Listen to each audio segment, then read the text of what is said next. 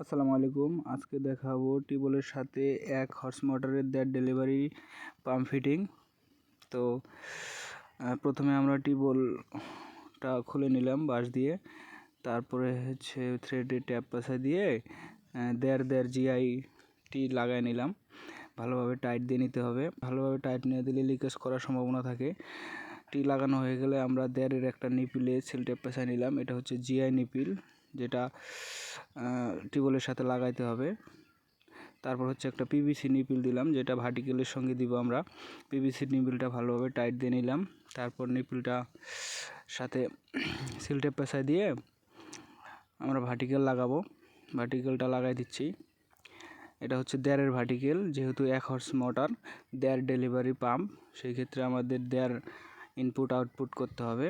তারপর আমরা মোটরের সাথে ইউনিয়নের একটি অংশ লাগাই দিলাম। তারপর মোটরটি জায়গা মতো ফিটিং করে মাপ দিয়ে নিলাম কতটুকু পাইপ লাগবে। পাইপের জন্য আমরা থ্রেড করার জন্য প্রস্তুত করে থ্রেড করে নিলাম। থ্রেড করা হচ্ছে, এটা হচ্ছে দেড় দুইয়ের ডাইস। থ্রেড করার পরে সিল ট্যাপ পেঁচিয়ে ইউনিয়নের বাকি অংশ লাগাই নিলাম। তারপর সিল ট্যাপ পেঁচাই দিয়ে ভার্টিক্যালের সাথে অ্যাড করে দিলাম। ভালোভাবে টাইট দিতে হবে, নাহলে লিকেজ করার সম্ভাবনা থাকে। তারপর মোটরটি ভালোভাবে বসানোর জন্য আমরা জায়গাটি প্রস্তুত করে নিলাম। মোটর ভালোভাবে ফিট হয়ে গেল।